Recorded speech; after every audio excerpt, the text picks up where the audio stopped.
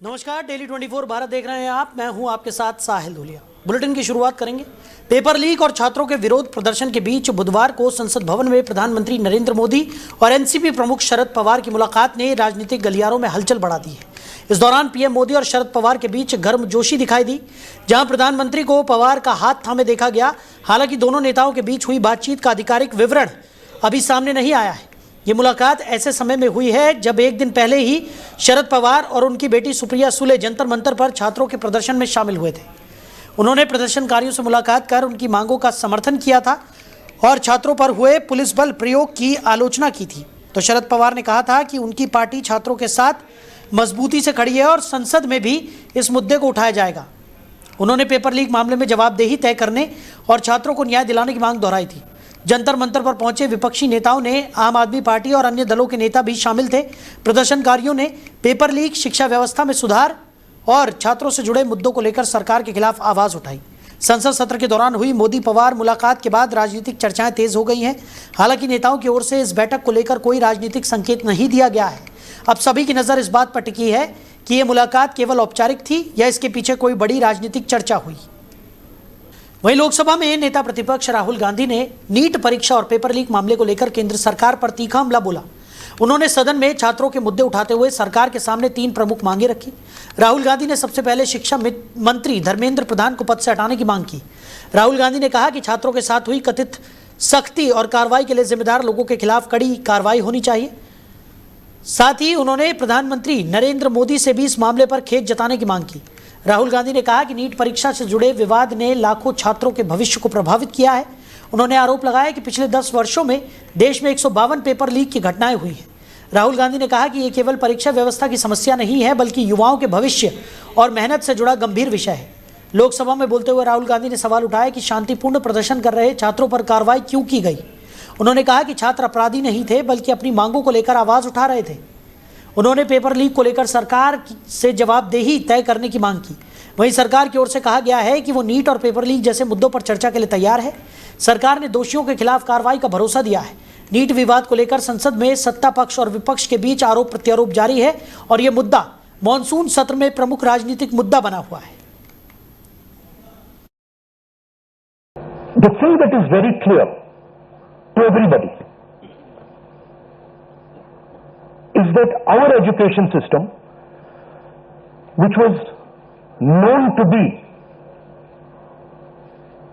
one of the best education systems in the world, is today a rigged system. I don't say this lightly. Thousands of students who are running around outside are not saying this lightly. What is the proof?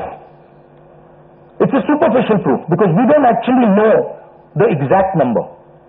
But what we do know is that 152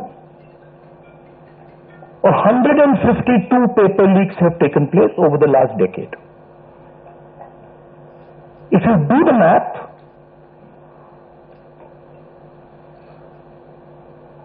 so one a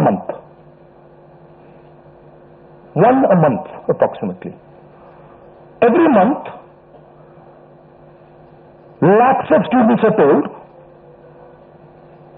that all the stress that you went through,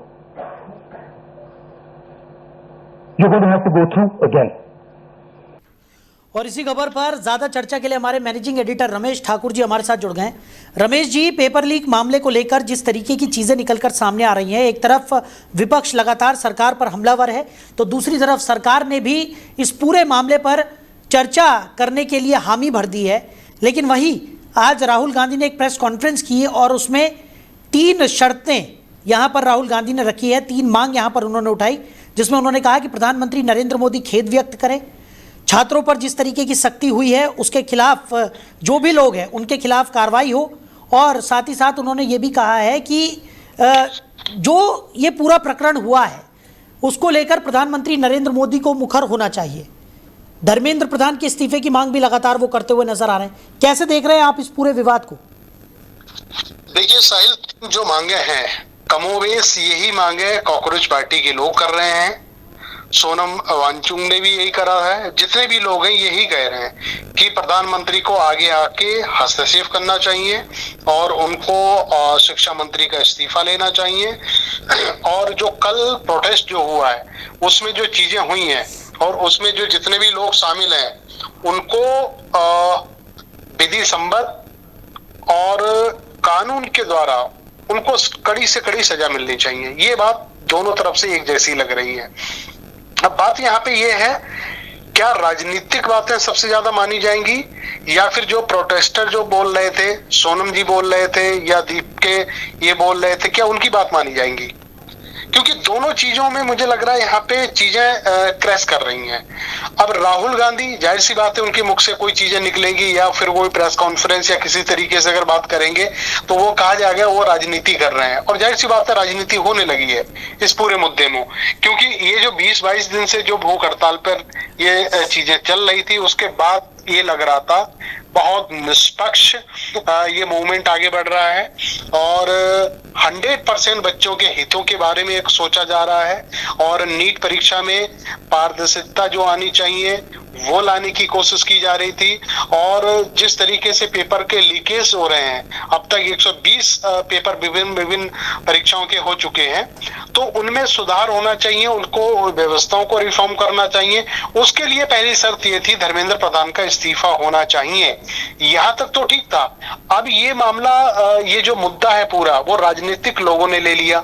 Akhilesh Yadav भी वही बोल रहे हैं, दूसरे opposition party के जो leader है वो भी बोल रहे हैं। तो यहाँ से मुझे लग रहा है जो मुद्दा है वो गड़बड़ाता हुआ दिखाई देने लगा है। जी, मुद्दा कितना गड़बड़ाएगा या आने वाले समय में धर्मेंद्र प्रधान को मजबूरन इस्तीफा देना पड़ेगा, ये तो भविष्य के गर्भ में ही है। लेकिन इस वक्त अगर बात की जाए तो देश में जिस तरीके का बवाल चल रहा है, एक तरफ वो छात्र हैं जो पूरी ईमानदारी के साथ मेहनत करते हैं, परीक्षा देने पहुंचते हैं, लेकिन किसी कारणवश या पेपर लीक होने की वजह से परीक्षाएं रद्द हो जाती हैं, उनकी पूरी मेहनत पर पानी फिर जाता है। उनके माँ बाप भी शुरुआत में सीजेपी के साथ प्रदर्शन में शामिल नज़र आए थे, लेकिन अब कई तरह के जो एजेंडे हैं वो यहाँ पर देखने को मिलने लगे हैं, क्योंकि सोशल मीडिया पटा पड़ा है इस वक्त इस तरीके की वीडियोस से, जहाँ पर इस प्रदर्शन को फेक बताया जा रहा है।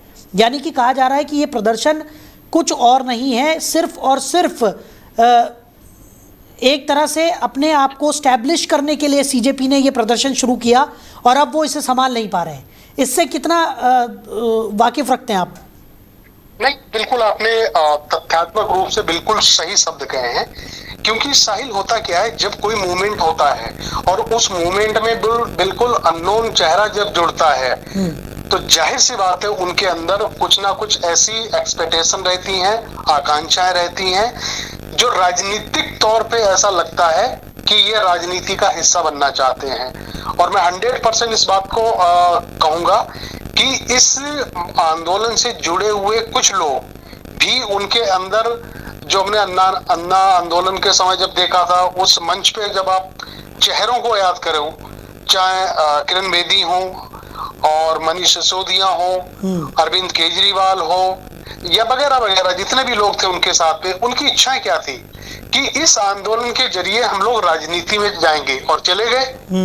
और इस आंदोलन के अगर सही शब्दों में अगर हम व्याख्या करें तो यही था कि सब लोग यही चाहते हैं कि काकरोच पार्टी के नाम जो हमने दिया उसमें अच्छा मूवमेंट बना और चेतना लोगों की जागी और उनको मुद्दा ऐसा मिल गया गर्मा गर्म उस समय, नीट वाला, जिस मुद्दे से वो जुड़े और उसको जनता ने हाथों हाथ लिया।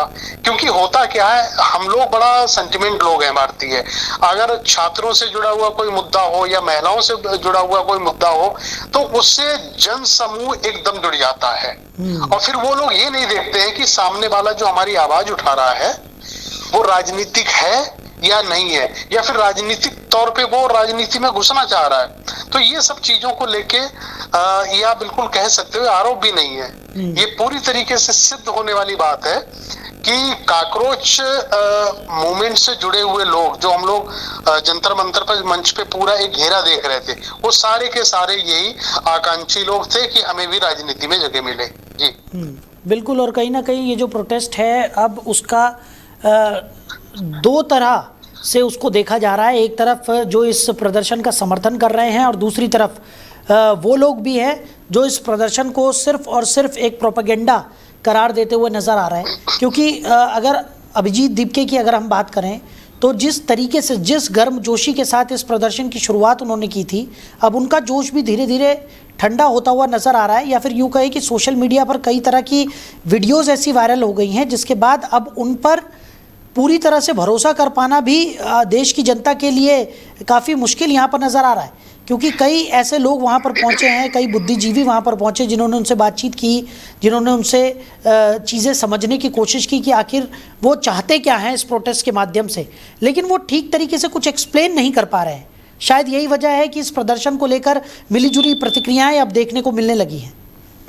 देखिए साहिल, मुझे लगता है थोड़ा सा आत्मविश्वास उनका डगमगाया है और जो उनके अंदर जो ऊर्जा हमने पहले दूसरे तीसरे दिन जो देखी थी मंच पे, तो वैसी भी नहीं दिखाई देती। अब होता क्या है, उनके आंखों के सामने लोग पीटे गए हैं और पूरा आंदोलन तहस नहस कर दिया गया है और जो लोग जुड़ रहे थे वो भी अपने कदम पीछे हटा रहे हैं। तो जब ये होता है, किसी भी पार्टी या सरकार के पास जब संगठन नहीं होगा, लोग आवाज उठाने वाले और नारे देने वाले जब नहीं होंगे, तब तक उस आदमी का कोई वजूद नहीं होता है, ना ही सरकार का और ना ही किसी नेता का। ये बात आपको भी अच्छी तरीके से पता है। अब मुझे जहां तक लगता है, वही जो चीजें हम देख रहे हैं वहां पे, तो एक एक करके उनका साथ छोड़ते जा रहे हैं। अब एक उनके जो प्रवक्ता थे उनको भी कल हटा दिया गया। ये कहा जा रहा था जिस समय बच्चे लाठियां खा रहे थे और एक मैकडोनाल्ड में जाके पिज्जा बर्गर खा रहे थे, तो ऐसा नहीं होना चाहिए।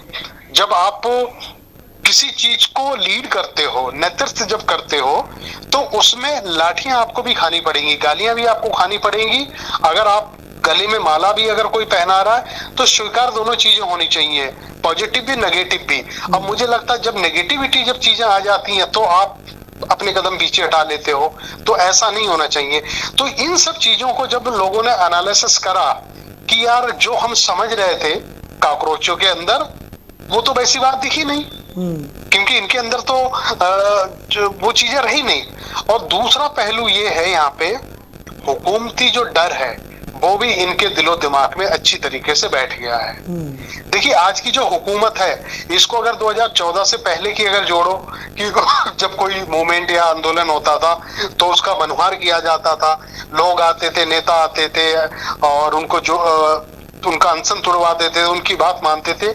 लेकिन जब हमने मोदी हुकूमत में ये देखा है, तो उसमें आप 4 दिन आंदोलन करो, 10 दिन करो, 25 दिन करो, और फिर आप कोई भी रूप में, चाहे आप छात्र हो, वकील हो, पत्रकार हो या फिर आप किसान हो, कुछ भी हो, कोई मायने नहीं रखता है। सिंपैथी वाली कोई जगह मोदी सरकार में दिखाई नहीं देती है।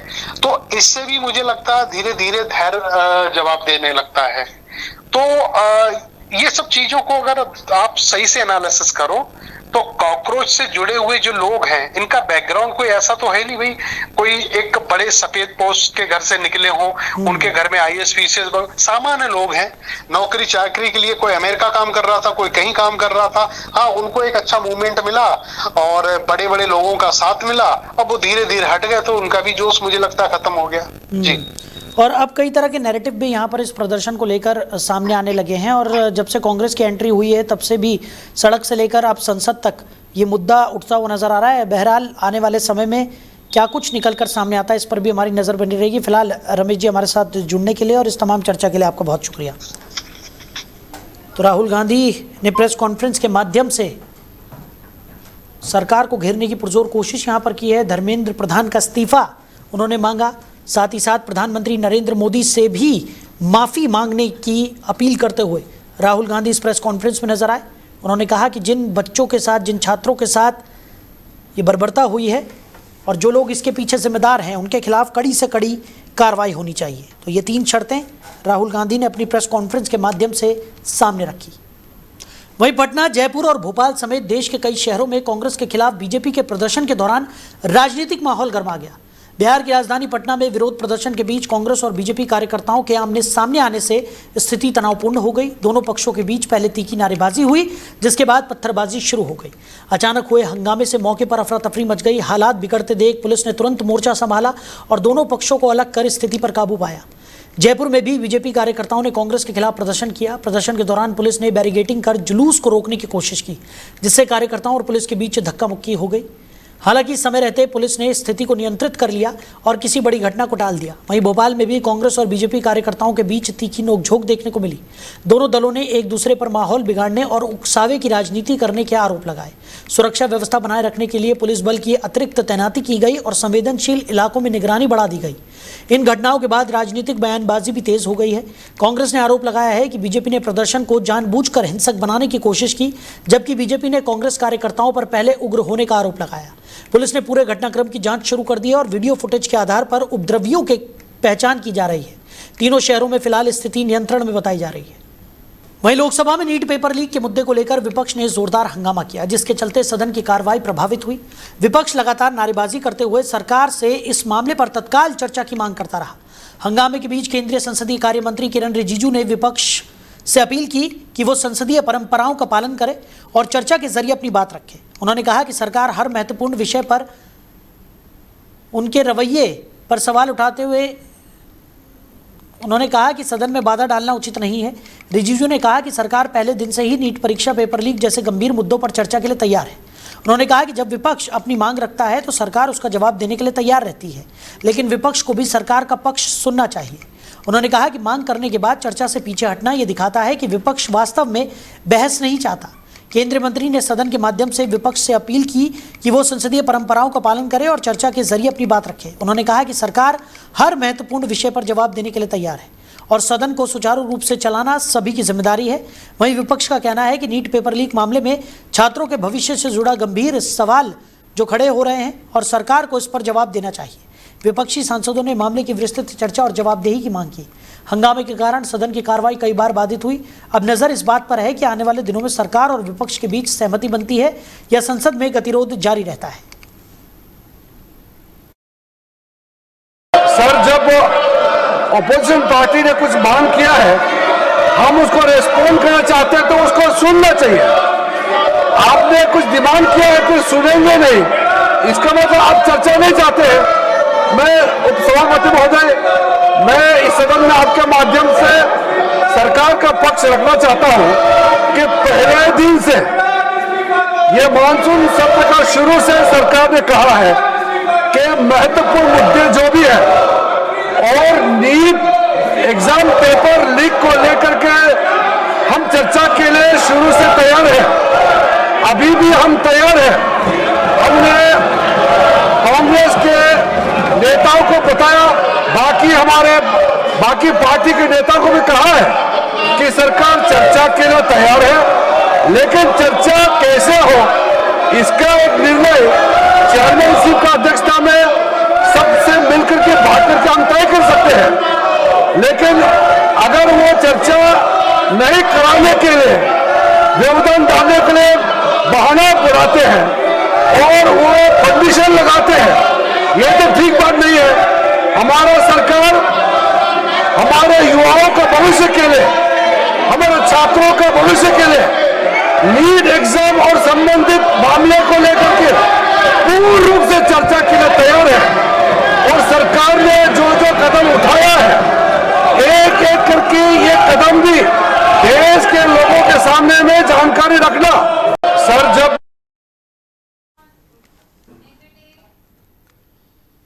वहीं पेपर लीक के मुद्दे पर संसद के मानसून सत्र में जोरदार हंगामा देखने को मिला। लोकसभा में विपक्ष ने इस मुद्दे पर सरकार को घेरते हुए लगातार नारेबाजी की, जिससे सदन की कार्रवाई सुचारू रूप से नहीं चल सकी। हंगामे के बीच लोकसभा अध्यक्ष ने स्पष्ट कहा कि सरकार पेपर लीक जैसे गंभीर विषय पर चर्चा के लिए पूरी तरह तैयार है और इस पर विस्तृत बहस कराई जा सकती है। अध्यक्ष ने विपक्षी सदस्यों से अपनी सीटों पर लौटकर सदन की कार्रवाई चलाने और चर्चा में भाग लेने की अपील भी की। हालांकि विपक्ष ने अपनी मांगों को लेकर नारेबाजी जारी रखी और वेल में आकर विरोध प्रदर्शन करते रहे। लगातार व्यवधान के कारण सदन की कार्रवाई आगे नहीं बढ़ सकी। स्थिति सामान्य न होते देख लोकसभा अध्यक्ष ने कार्रवाई को पहले कुछ समय के लिए स्थगित किया। बाद में भी हंगामा जारी रहने पर सदन की कार्रवाई अगले दिन तक के लिए स्थगित कर दी गई। पेपर लीक का मुद्दा इन दिनों देश भर में राजनीतिक बहस का केंद्र बना हुआ है। विपक्ष इस मामले में सरकार से जवाब और ठोस कार्रवाई की मांग कर रहा है, जबकि सरकार का कहना है कि दोषियों के खिलाफ सख्त कार्रवाई की जा रही है और संसद में इस विषय पर चर्चा से वो पीछे नहीं हट रही है। अब सभी की नज़र अगले दिन की कार्रवाई पर रहेगी कि क्या सदन में इस मुद्दे पर सार्थक चर्चा हो पाती है या राजनीतिक गतिरोध जारी रहता है। वहीं छात्र आंदोलनों, पेपर लीक विवाद और विपक्ष के विरोध प्रदर्शन के बीच केंद्र सरकार ने अपनी प्रतिक्रिया तेज कर दी है। रक्षा मंत्री राजनाथ सिंह ने बुधवार को विपक्ष पर निशाना साधते हुए आरोप लगाया कि कुछ राजनीतिक दल युवाओं और छात्रों को अपने फायदे के लिए इस्तेमाल करने की कोशिश कर रहे हैं।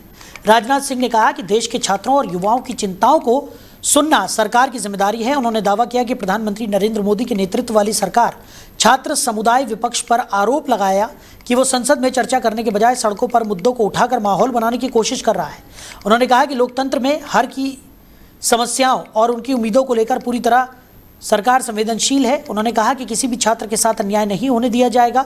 रक्षा मंत्री ने विपक्ष पर आरोप लगाया कि वो संसद में चर्चा करने के बजाय सड़कों पर मुद्दों को उठाकर माहौल बनाने की कोशिश कर रहा है। उन्होंने कहा कि लोकतंत्र में हर मुद्दे पर चर्चा के लिए संसद सबसे उचित मंच है और विपक्ष को सदन की कार्रवाई सुचारू रूप से चलाने में सहयोग करना चाहिए। वहीं विपक्ष ने सरकार के खिलाफ अपना विरोध जारी रखा। बुधवार को विपक्षी सांसदों ने संसद परिसर में काले कपड़े पहनकर प्रदर्शन किया। इस दौरान राहुल गांधी, अखिलेश यादव, प्रियंका गांधी समेत कई विपक्षी नेता मौजूद रहे। विपक्ष का कहना है कि पेपर लीक और छात्रों से जुड़े मुद्दों पर सरकार को जवाब देना चाहिए। संसद के मॉनसून सत्र में लगातार हो रहे हंगामे के कारण लोकसभा और राज्यसभा की कार्रवाई प्रभावित हो रही है। सरकार और विपक्ष के बीच बढ़ते टकराव के बीच अब सभी की नज़र इस बात पर है कि क्या आने वाले दिनों में इन मुद्दों पर सदन में सार्थक चर्चा हो पाएगी।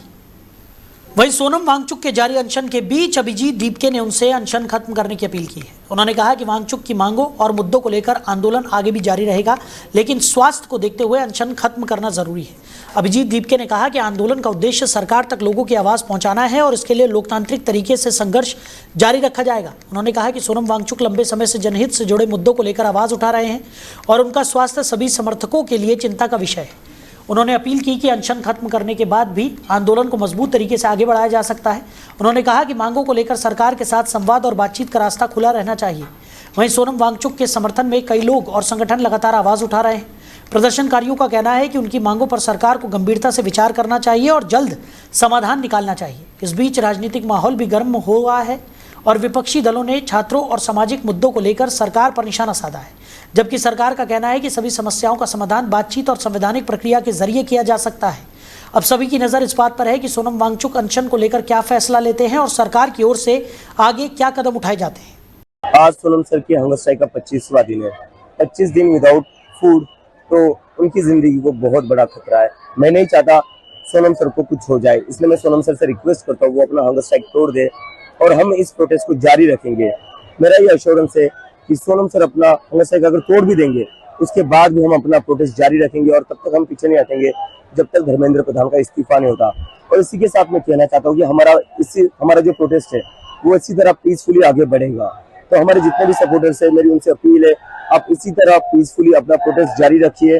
हम कहीं से भी कोई भी ऐसी गलत चीज नहीं करेंगे जिससे हमारे प्रोटेस्ट की बदनामी हो, हमारे देश की बदनामी हो। हमारा प्रोटेस्ट पीसफुली आगे बढ़ता रहेगा और जो लोग भी गलत काम कर रहे हैं या गलत नारे लगा रहे हैं वो हमारे प्रोटेस्ट का कभी ना हिस्सा थे और ना कभी हिस्सा हो सकते हैं। हमारा प्रोटेस्ट महात्मा गांधी की राह पर चलेगा, डॉक्टर बाबा साहेब अम्बेडकर की राह पर चलेगा और पीसफुली जारी रहेगा। तो सोनम सर से मैं फिर से एक बार रिक्वेस्ट करता हूँ वो अपना हंगर स्ट्राइक तोड़ दीजिए और हमारा जो प्रोटेस्ट है वो तब तक चलता रहेगा जब तक धर्मेंद्र प्रधान इस्तीफा नहीं देते। Thank you. तो फिलहाल इस बुलेटिन में मेरे साथ इतना ही। आप बने रहिए। नमस्कार।